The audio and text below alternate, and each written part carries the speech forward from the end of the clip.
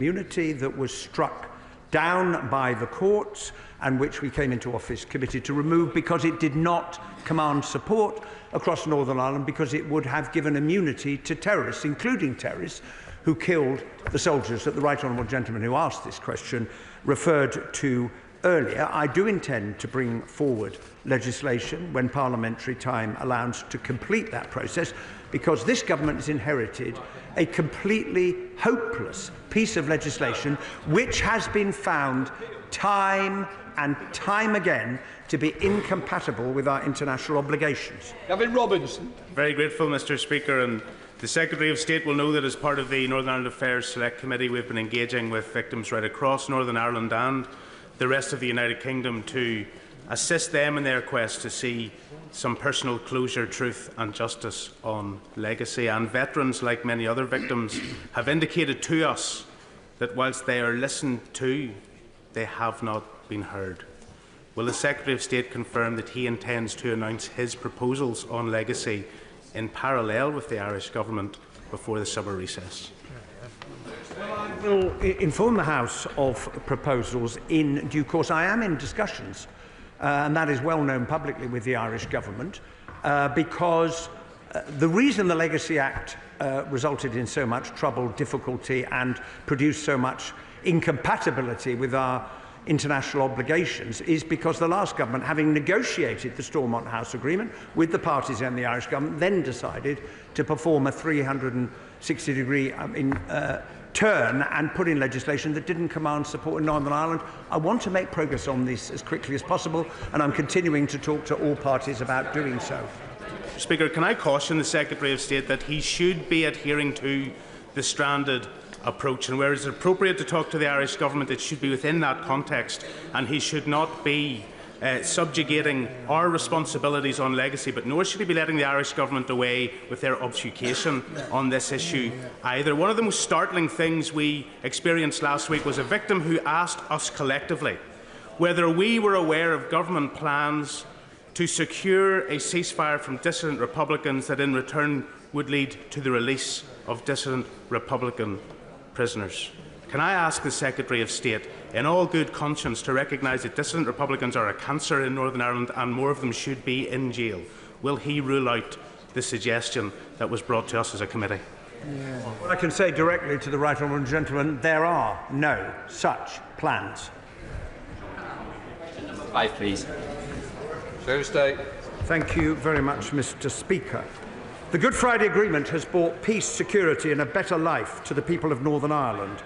It remains an unparalleled achievement almost 30 years on from its signing, and I pay tribute to all those involved in its creation for their political courage, bravery and willingness to compromise. Speaker, I recently visited the West Bank and the occupied Palestinian territories with my honourable member from St Ives. There we saw a systematic process of one community being taken over by another, with the Israeli government building walls and fences to protect the settler community. The Minister is of course aware of the great results Mo Mowlam achieved in securing peace in Northern Ireland following a process of engagement with both sides, a process which resulted in walls and fences being broken down and a mutual respect and a common peace being achieved. Will the government commit to using the lessons of Mo Mowlam and the Northern Ireland peace process to help securing a lasting peace in the Middle East? Well, I share with the honourable member and the whole House a wish to see lasting peace in the Middle East, and what is happening at the moment is appalling and intolerable. But I think the most important lesson from the Good Friday Agreement was the courageous political leadership that was shown by the parties to the conflict, people like John Hume and David Trimble. And I just have to say that tragically that same courageous political leadership is absent in the Middle East. Dr. Lawrence Sullivan. Number 6, please. Minister. Rates of violence against women and girls are higher in Northern Ireland than anywhere else in the UK. This government is committed to working with the Executive to tackle this emergency, and I have met and supported many politicians and organisations across Northern Ireland who are doing just that. Minister Phillips and I recently met in Belfast with the Northern Ireland TEO and Justice Ministers to discuss working closely together, including on online safety and support for frontline organisations. Lauren Sullivan. Thank you very much, Mr. Speaker. The strategy for tackling violence against women and girls must challenge attitudes that enable it. Could the Minister please outline recent discussions she's had with stakeholders across Northern Ireland to support these campaign efforts? Yeah. I absolutely agree with my right honourable friend about tackling attitudes. I have met with and I'm supporting many groups, and two to highlight that I visited are the excellent Foyle Family Justice Centre in Derry, Londonderry, which supports victims, and the work done by St Joseph's Boys' School in Cregan, who are doing fantastic work with the support of White Ribbon NI through the Shaping Mindsets programme, which tackles toxic masculinity head-on in the school. Shannon. Mr. Speaker, can I thank the Minister of State for Northern Ireland for all she does in relation to her visits and the people she's encouraging across Northern Ireland, especially women and ladies and young girls. Minister, those are encouraging visitors, but what we really need to see in Northern Ireland is legislative change, harder sentences, longer sentences and more people being convicted. What discussions has the Minister had with the Police and Justice Minister in Northern Ireland to ensure that legislatively we're moving fast to try and stop with all the violence against women and ladies in Northern Ireland? I thank the honourable member for raising this, and he's absolutely right that this needs to be absolutely rooted in what happens on the ground. I've met with the executive unit who's working with the police to tackle perpetrators, and they are seeing evidence of doing that. Legislation can join up between our jurisdictions, is absolutely right, but also tackling online. That's what's come across to me in many of the visits. So the Online Safety Act is now being enacted through Ofcom, who is doing a consultation in Belfast recently about its draft guidance. It proposes practical steps for online safety on tackling misogyny, on pylons, on domestic abuse and other harm. So he's absolutely right. It's those efforts on the ground that we can all do by working together. Dr. Luke Evans. Number 7, Mr. Speaker. Secretary of State. The trade deal with the United States of America, together with the agreements with the EU and India, are very significant. Northern Ireland exporters, including services, technology and farming, will benefit in the same way as other parts of the UK. In particular, the US deal is a major opportunity for Northern Ireland farmers to sell their high-quality beef to a US market of over 300 million people. Dr. Luke Evans. I'm grateful to the Secretary of State for his answer, but there seems to be wildly different interpretations of what this means for Northern Ireland. So could the Secretary of State clarify what it means for imports and exports being treated under these deals when it comes to the impact of the EU tariffs? And was this explicitly discussed at the EU-UK summit? Well, the honourable gentleman is right to point out that in the event of there being EU retaliatory tariffs directed at the United States of America, it would have an impact in Northern Ireland because of its dual market access. I can write further to him with details about how precisely it works. It depends partly on whether there is less or more than a 3% difference between the tariff in the EU and the tariff that applies in the UK. Mr. Secretary of State. Thank you, Mr. Speaker. The union between Great Britain and Northern Ireland, which we will be discussing next month at the East-West Council, remains strong. The deal with the EU will enable the smooth flow of agri-food and plants within the UK's internal market, and that's why it has been overwhelmingly welcomed by businesses. Jim Allister. In referring to the deal with the EU, what the Secretary of State, of course, ignores is that Northern Ireland continues to be under foreign customs code provisions, which means there are still customs checks on all goods, including agricultural, moving within this United Kingdom. Can I ask the Secretary of State, when it comes to strengthening the Union, ideologically, personally, is he committed to the Union? Not asking is he committed to the consent principle. Any separatist can accept that. Is he personally and ideologically a unionist?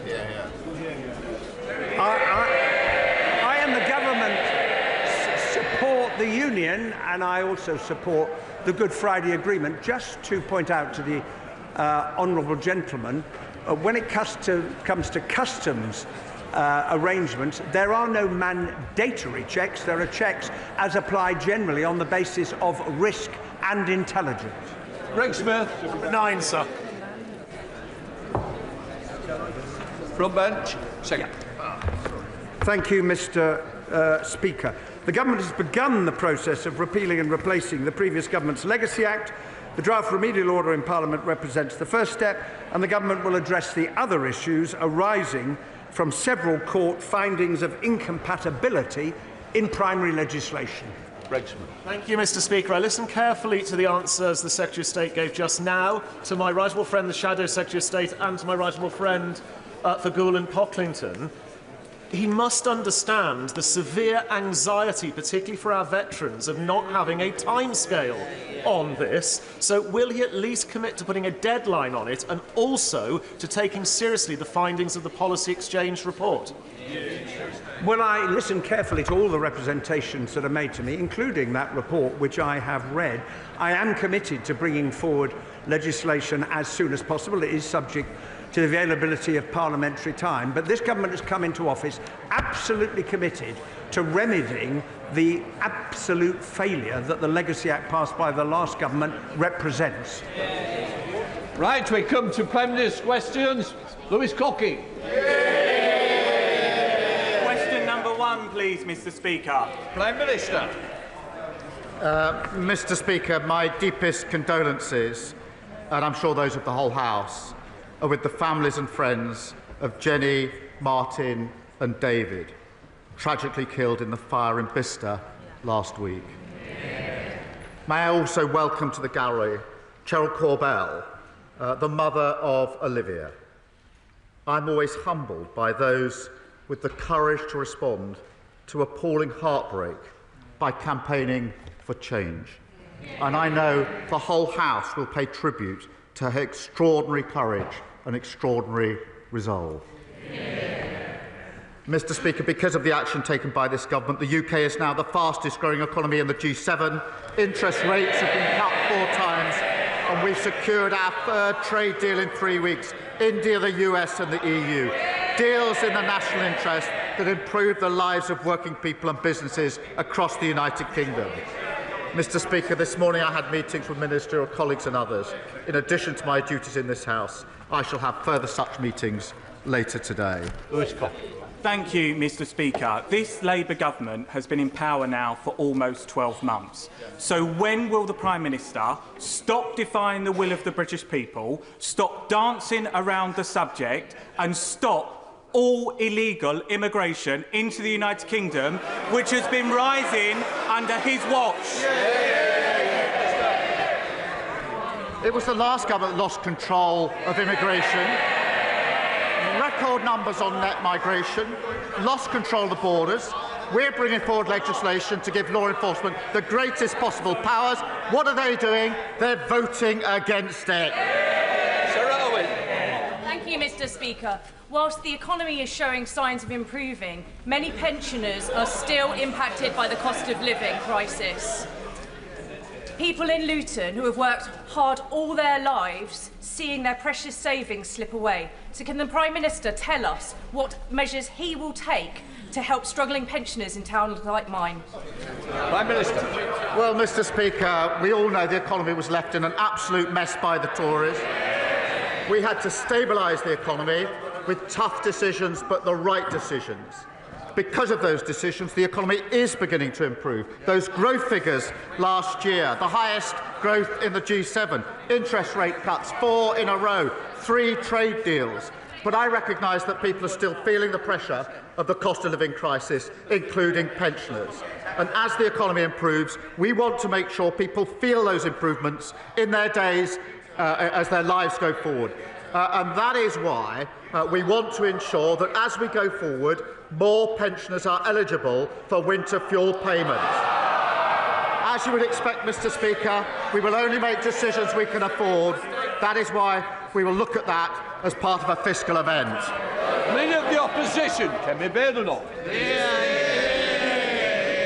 Mr. Speaker, it's extraordinary listening to that last answer from the Prime Minister. Inflation was 2% when Conservatives left office. 2%. It's now nearly double that. When will he recognise that it's Labour's budget driving up inflation? I think what she forgot to say was over 11% on their watch, and she didn't say a word. I am confident those numbers will come down, Mr. Speaker. The Bank of England is confident those numbers will come down. That's why we've seen 4 interest rates in a row. But I notice she can't resist grabbing any opportunity to talk the country down. She doesn't mention the growth figures, the interest rate figures, record investment, wages up more than prices, 200,000 jobs created, 4 trade deals. And the reason, Mr. Speaker, they haven't learned, they haven't changed, and as George Osborne said, she doesn't have a credible economic plan. Mr. Speaker, this is laughable from the Prime Minister. He knows that inflation was brought down by us to 2%, bang on target. We were reacting to a war in Ukraine that brought inflation up all over Europe.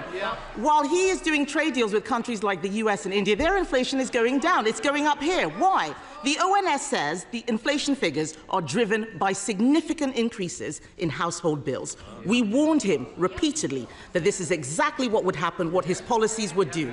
We called it Awful April. The Prime Minister came into office saying that he would tackle the cost of living crisis. He has failed. He hasn't got a clue, has he? Mr. Speaker, she talks of their record, the disastrous Liz Truss mini-budget, inflation through the work. They left a £22 billion black hole, living standards at an all-time low, energy prices through the roof, mortgages through the roof. And, Mr. Speaker, we're taking measures to bring prices down. That EU deal will bring prices down. That's why supermarkets welcomed it. What did she do? She opposes measures to bring prices down. Mr. Speaker, he needs to stop whining about what the last government did and look at what he is doing. He is the Prime Minister. Look at the numbers this morning. As if inflation figures weren't bad enough, we've also learned that the Deputy Prime Minister is on manoeuvres. He's lost control of the economy. He's lost control of his cabinet. She's sitting there staring at me. She knew exactly what she was doing when she briefed that into the papers. She is demanding, Mr. Speaker, 8 new tax rises, as if we haven't suffered enough. People out there are struggling. Businesses are struggling. People are losing their jobs. We cannot have more tax rises. Will the Prime Minister rule out new tax rises this year? Mr. Speaker, she's not learned or changed. They lost the election because their appalling record on the NHS, on health, on prisons, you name it. And now she accuses everyone of whining about the impact that had on the country. It had a huge impact on working people across the country, and they're absolutely right to complain about it. She wants to talk about the Deputy Prime Minister. The Deputy Prime Minister, working with the Chancellor, building 1.5 million new homes, reforming our planning system, putting £7 billion into our economy, and bringing forward our employment rights bill, which is the single biggest upgrade to workers' rights in a generation. That's desperate stuff. The whole House would have heard the Prime Minister refuse to rule out new tax rises. The whole House heard it. He didn't rule it out. That his cabinet is open warfare. The Deputy Prime Minister clearly calling the shots.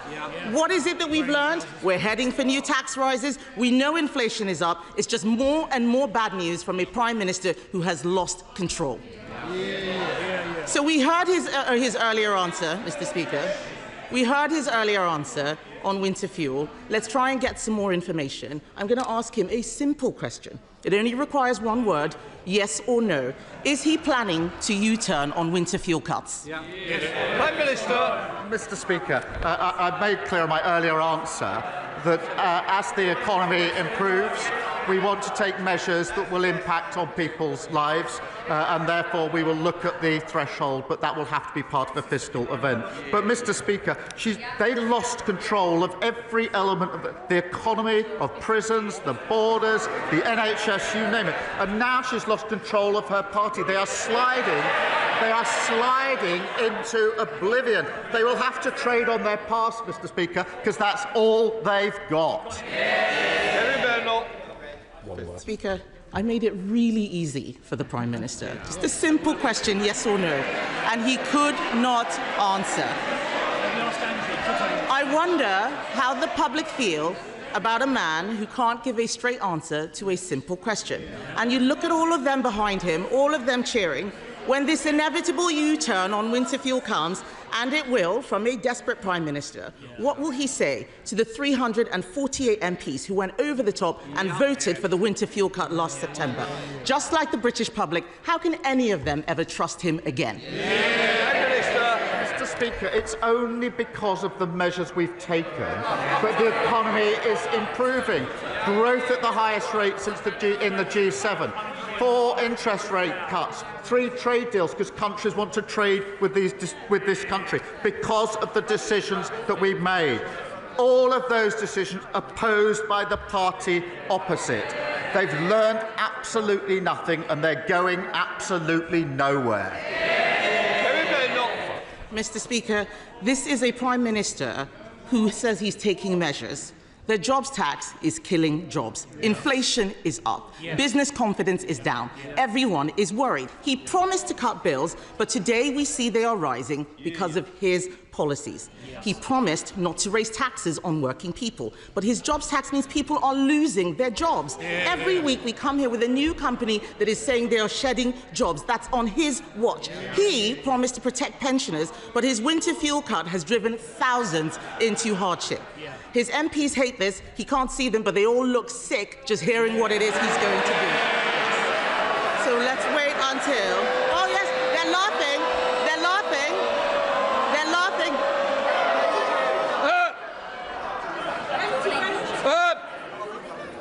I expect better from whips. And boys on at the back, I've got my eye on you. Let me bear that. Mr. Speaker. Mr. Speaker. Order. Order. Sorry. Which one wants to leave first? If I hear it, there we are. They've got the first volunteer. Are you going to behave? Kevin Bennett. Mr. Speaker, they are laughing just as they laughed at the budget. Hands up who here wanted winter fuel cuts. Hands up. Not a single one of them. Not a single one of them. The fact of the matter is, this Prime Minister is destroying them. They need to look at what they are doing to the country. The truth is, we all know that there's this Prime Minister, this Labour government, and their policies that are shafting the country, isn't it? Prime Minister. Mr. Speaker, they look in pretty good form to me, and there's lots of them. Mr. Speaker, she talks about business confidence. Yesterday, I didn't have time to read out the list of all the businesses that have come out in support of our EU deal. Mr. Speaker,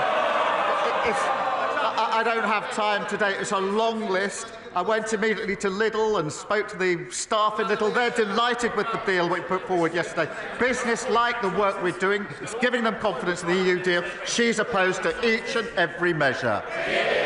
Louise Jones. Thank you, Mr. Speaker. I recently visited Barrow Hill Primary School in my constituency of North East Derbyshire, a school in receipt of a new free breakfast club.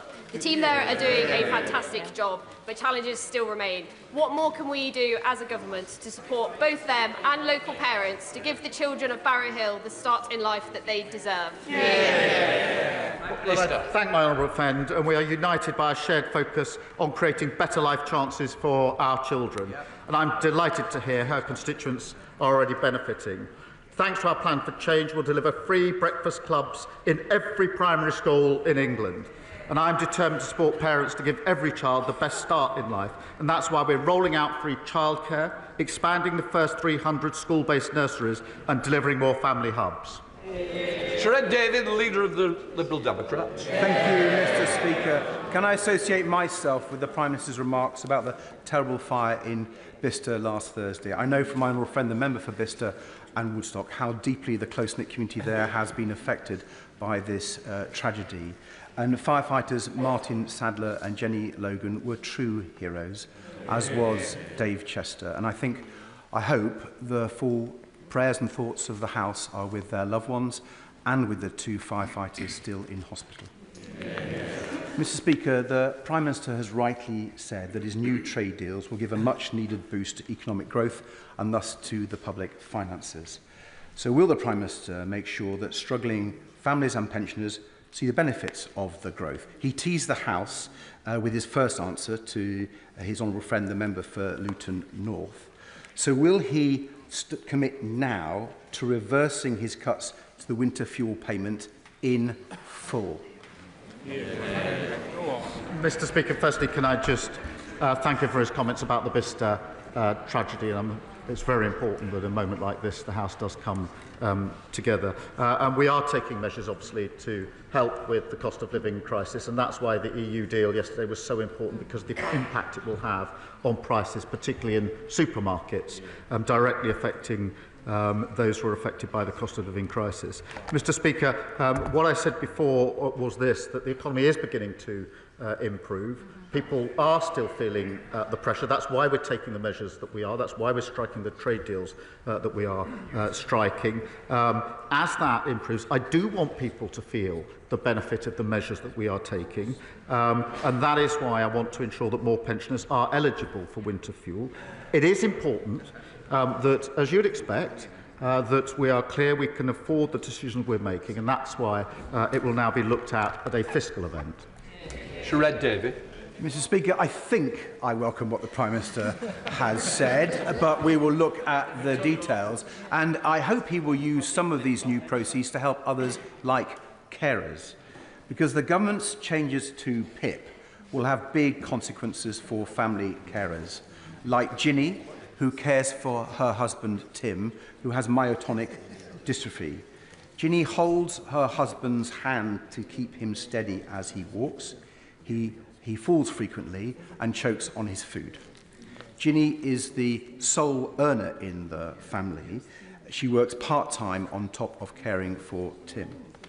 But she's calculated that under the government's cuts, her family will lose £12,000 a year. So can the Prime Minister tell Ginny and many family carers like her, what does he expect them to do? Mr. Speaker, we have approached this on the basis of the principles that we must support those who need support. On the question of getting people into work, that we should support people into work where they can work, and of course, where they can work, they should. But it is undeniably the case that the current arrangements don't work and need to be reformed. And that's why we're bringing forward reform, necessary reform, to ensure the system works better. Annalise Mitchell. Mr. Speaker, yesterday in this place, I read the victim impact statement Cheryl Corbell never got to say to her daughter's killer, Thomas Cashman, because he refused to face her in court.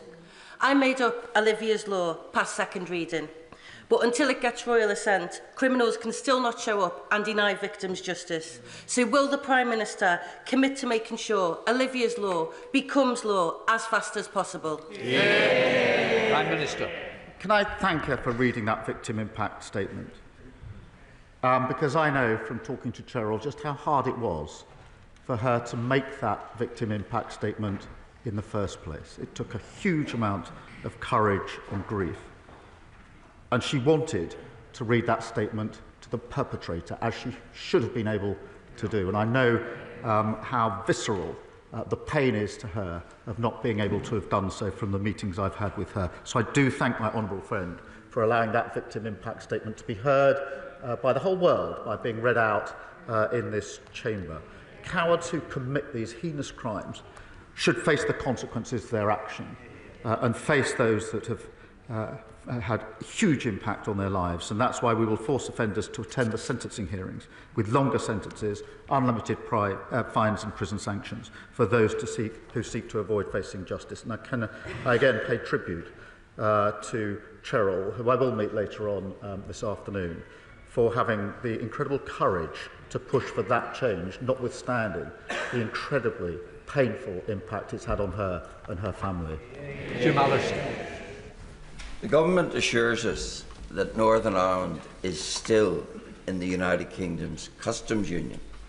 If so, how is it then that British steel can be sold to the United States tariff-free, but if the same British steel is sold into Northern Ireland, it's subject to EU tariffs?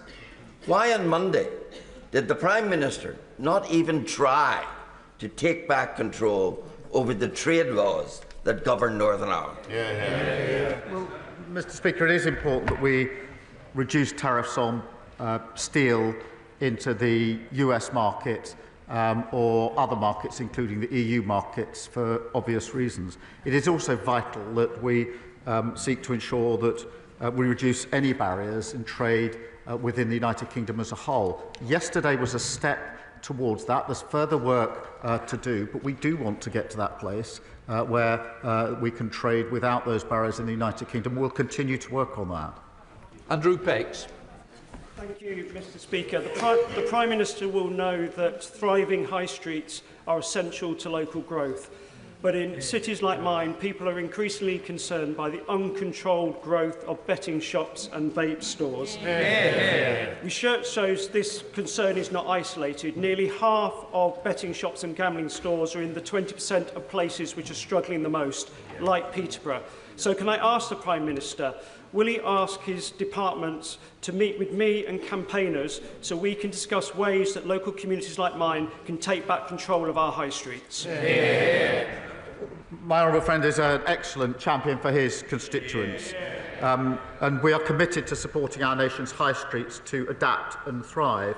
Planning applications are required for any new betting office to make sure locals have a say on individual cases, and communities can use the planning system to allow for a change of use of their properties. And I will make sure that he gets the meeting that is asked for. Michael. Thank you, Mr. Speaker. On Friday, the EFRA Select Committee published its report on the Government's vision for agriculture. The committee agrees with the Government that land purchase being used to shelter wealth from inheritance tax is a problem that needs to be tackled. As a cross-party committee with a Government majority, however, we took the unanimous view that the Government's current proposals for inheritance tax reform will catch too many family farms who will simply not be able to pay the bill. We are asking for the changes to be paused and reworked. Will the Prime Minister listen to the Select Committee and those on his own benches who want to tackle tax evasion and support the farmers who keep producing food for the nation's table? Well, Mr. Speaker, he knows the very limited impact of the inheritance tax, only on farmers of very, very high level.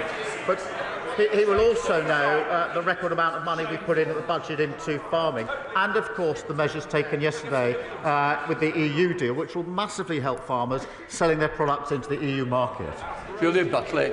Thank you, Mr. Speaker. The Wrexham, Shropshire and Midlands Railway is on track to link North Wales and my Shrewsbury constituency directly to London with 5 trains daily, strengthening cross-border travel and fuelling this government's mission to drive economic growth. With 15 members from constituencies along the route already on board, will the Prime Minister support our journey and urge the Office for Rail and Road to give WSMR's open access application the green signal? Mr. Speaker, our plan for change will see the railways reformed to deliver more reliable and better value services for passengers right across the country. My honourable friend has been a champion for better railways and easier journeys for her constituents. Open access operators have huge potential to offer passengers more choice. I'd be delighted to make sure that she and other interested MPs meet with the Rail Minister to put their case forward. Dr. Neil Hudson.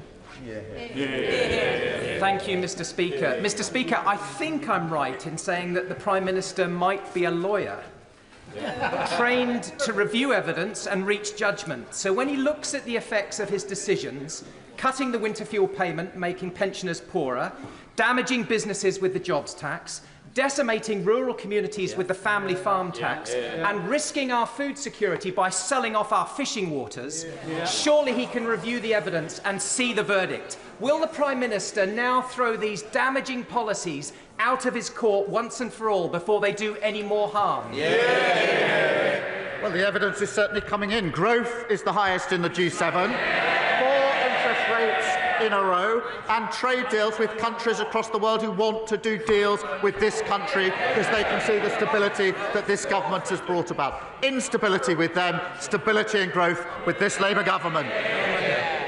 Thank you, Mr Speaker. This is National Epilepsy Week, and we're joined in the gallery by England rugby player Tommy Freeman, who was diagnosed with epilepsy at 19.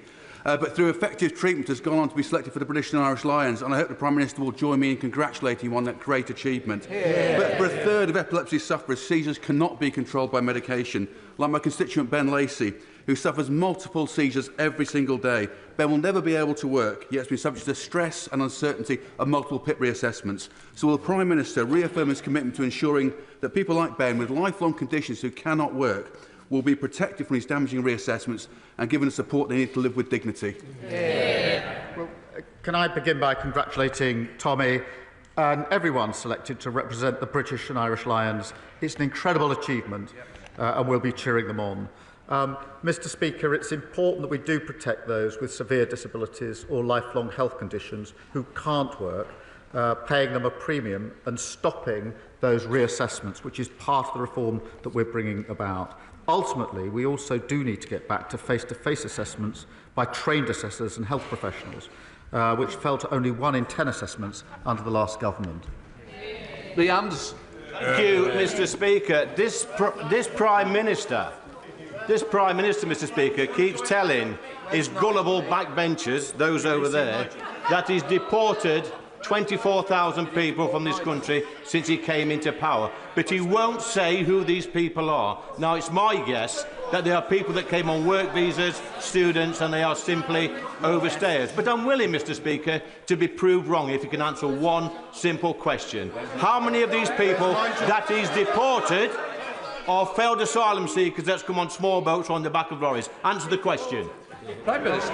Mr Speaker, I'm very proud that we've removed over 24,000 people. That's the highest record for nearly 10 years. We're taking other measures to get back control of our borders, including the Borders Bill, which gives our law enforcement enhanced powers, including terrorism-like powers. What did his party do? What did he do? He voted against them. And I'll tell you why he voted against them. Because they don't want to fix this problem. Because it benefits them. It benefits them not to fix it. Party before country. It's very good he's standing in for the member for Clacton, I have to say. There was no sign of him yesterday at the EU. So he was the first through the E-gates somewhere to south of France.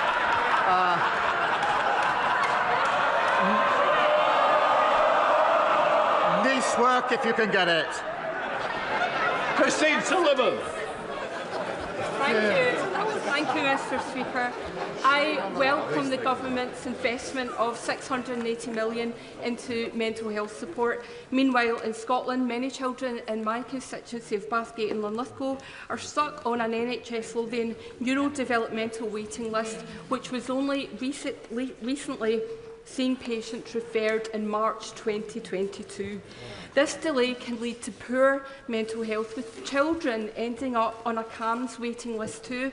How will the Prime Minister work with devolved governments to ensure faster diagnosis and greater support so that no child across these aisles grows up on a waiting list? Well, I thank you for her question. She rightly raises the broken promises of the SNP on mental health services powerfully.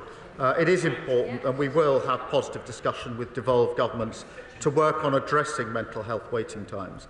But look, the SNP promised to invest in frontline mental health services, then cut them by £54 million in real terms this year. Now, with a record settlement in the budget, 2 decades in power, the SNP are out of excuses and out of ideas, and Scotland deserves better than that. If the Prime Minister agrees that the Israeli government starving children to death is monstrous, why does he think it's OK for the UK to continue to sell Israel the equipment for the fighter jets to drop bombs on these starving children? What we contribute into a pot is parts for fighter jets. And if we were to stop that, they couldn't be used by other countries in the other conflicts, including those in which we are involved. It doesn't know the detail at all. They're not sold directly. They go into a pot. If we were to stop that, they wouldn't then be available to others around the world who desperately need them in the conflicts they're engaged in. And that's why we won't do it. Cat Ettles. Thank you, Mr. Speaker. The Dementia Gateway in my constituency of Stourbridge was recently at risk of closure following £42 million worth of budget cuts by the Conservative-run Dudley Council. The Gateway is a vital service for dementia patients and their carers, providing daytime activities, advice and support from trained advisors, and following a well-fought campaign with cross-party support, the Dementia Gateway has been saved. So this Dementia Action Week, would the Prime Minister join me in congratulating Lisa and the campaigners? And does he agree with me that services like the Dementia Gateway in Stourbridge are essential and support the government's mission to provide quality care in our communities close to home? Yeah. Well, can I thank my honourable friend and celebrate Lisa and all those who've saved this important source of local support. The party opposite left local councils on the brink, unable to provide these vital services, letting down patients across the country. We are committed to improving dementia care through our plan for change, which is why we provided £69 billion boost for local government, invested £26 billion in the NHS, and made £3.7 billion available for social care, including an £880 million increase in the social care grant. Rupert Lowe. Thank you, Mr. Speaker. Does the Prime Minister agree that imprisoning Lucy Connolly, a young mother with a 12-year-old daughter, for one foolish social media post, soon deleted, is clearly not an efficient or fair use of prison? Mr. Speaker, sentencing is a matter for our courts, and I celebrate the fact that we have independent courts in this country. I am strongly in favour of free speech. We've had free speech in this country for a very long time, and we protect it fiercely.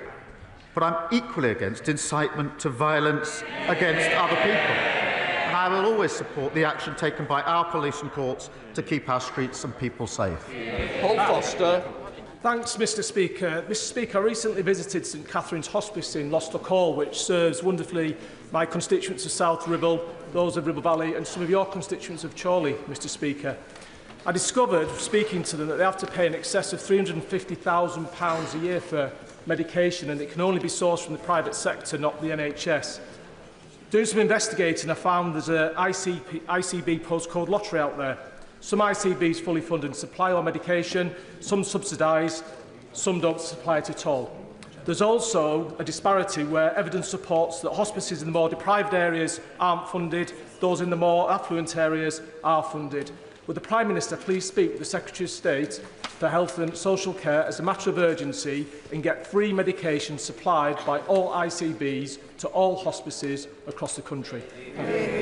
Well, Mr. Speaker, we have put record amounts into the NHS in the budget, and we're beginning to see the results of that. I accept the point he makes, and we will look again to make sure the money is properly used in the most efficient way. We're a Hobhouse. Thank you, Mr. Speaker. A month ago, I was denied entry into Hong Kong on a private visit. At the absence of any explanation, this seems to hint at a hidden blacklist aimed to silence any MP who speaks up against human rights abuses from the Chinese government. Many of us from any political party. Does he agree with me that this is an attack on all of us? And will he personally seek reassurances from the Hong Kong authorities that no British parliamentarian will be denied entry in this way again? Well, can I thank her? Her experience is deeply concerning, and I know it must have affected her. I think she was hoping to see and later saw her grandchild, but it must have impacted on her, and it is deeply concerning. We need to recognise that. Ministers have raised it, including the Foreign Secretary, on numerous occasions with their counterparts both in China and Hong Kong, preventing UK citizens, including members of Parliament, from entering Hong Kong without justification, or for simply expressing their views, is completely unacceptable, and it will only undermine Hong Kong's international reputation and the relationship that we have with them. And so we will continue to raise it. John MacDonald. Mr. Speaker, you will know that I've raised on several occasions in the House the case of Alaa Abd El Fattah, the British-Egyptian human rights campaigner, who for several years now, many years now, has been imprisoned in Egypt, and whose mother, Layla, went on a 100-day hunger strike. I want to thank the Prime Minister for fulfilling his promise to contact the President Sisi of Egypt to secure Alaa's release. But unfortunately, months on now, and Alaa remains in prison, and Layla this week has started a hunger strike again. Could I appeal to him to speak directly again to President Sisi to secure Alaa's release? Well, can I thank him for raising this, not just today, but on the many occasions that he has. It is incredibly important that we do everything we can in this case. I have met Layla and given her my commitment to do everything I possibly can. I have had a number of contacts myself, but I'm not going to stop doing everything within my power to secure release. Thank you very much, Mr. Speaker. Would the Prime Minister join me in welcoming my constituent Teddy, who is 6 years old, and with his mum Laura, who've come to see us today at Prime Minister's Questions. Teddy is a self-professed eco-warrior on a mission to change the world. He started out by saving thousands of plastic chocolate and sweet tubs from landfill because they're not currently recyclable.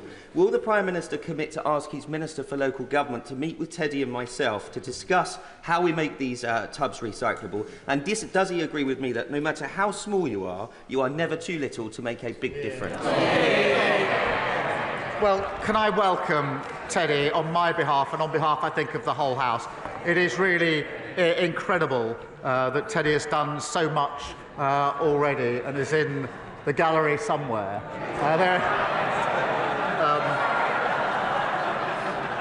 Many of us struggle for a whole lifetime to make an impact on government policy. Teddy is already, age 6, having an impact, and I'll make sure that he gets to speak to the relevant minister.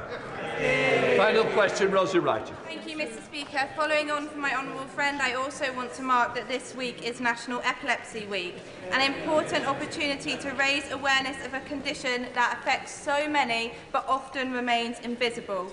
Epilepsy comes with fear and uncertainty, the anxiety of having a seizure, the impact of losing a driving licence, and the worry about medication shortages. In the UK, 1 in 100 people live with epilepsy. That's up to 6 of us in this chamber, including myself. So today I ask the Prime Minister, will he join me and the inspiring campaigners watching from the gallery in marking National Epilepsy Week as we continue to raise awareness of seizures? Well, can I congratulate my honourable friend for her tireless campaigning on this issue and those campaigners who are with us today. I know the impact epilepsy has on people across the country, including on over 100,000 children and young people. We are committed to improving care for people with neurological conditions and setting up UK-wide Neuroforum to improve treatment and care for those with such conditions. That completes Prime Minister's questions. Point of order. Just let. Point of order, Richard Tice. Thank you, Mr. Speaker. Can I put on record of the House, with your permission, the sad passing yesterday of Patrick O'Flynn, a journalist, a political journalist, well known to many honourable members of this House. He died after a short battle with cancer. He was a lobby journalist for some 20 years, spending many, many days, weeks and months in the press gallery above. He will be much missed, and can I pass on the condolences of all honourable members to his wife, Carol Ann, and his 2 children. Can I say I'm grateful to the honourable member for his point of order. Patrick was a long-serving and well-respected member of the lobby. I'm sure the whole House will wish to join me in sending our condolences to his family for somebody who was taken so young. Point of order, Kirsty. Thank you, Mr. Speaker. Mr. Speaker, I'm seeking your guidance on how I get a response from the Department for Work and Pensions. I've written to the Secretary of State in relation to one of my constituents who was told by a first-tier tribunal that DWP must pay him, backdated to January 2020. We've been chasing the department for over a month for a response. This tribunal decision was in February. Can he advise how we can get a response?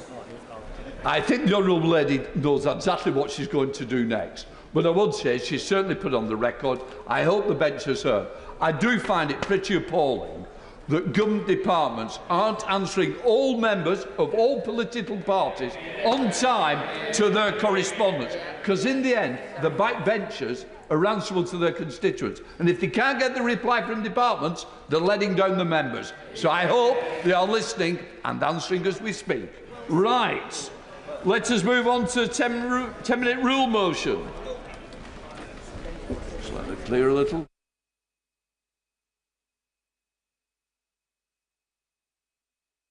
We come to a 10-minute rule motion. Luke Charters. Thank you, Mr. Speaker. I beg to move that leave be given to bring in a bill to require the Secretary of State to publish an assessment of the effectiveness of current regulation of the debt collection in civil enforcement sectors and to report to Parliament on the potential merits of statutory regulation of those sectors and for connected purposes. Today, I introduce the Regulation of Bailiffs Assessment and Report Bill. We are in this place to speak up when others can't, to put right what's clearly wrong. This bill, to get a grip on rogue bailiffs, does exactly that. Today I want to share some truly heartbreaking stories of vulnerable people left absolutely petrified in their own homes, disabled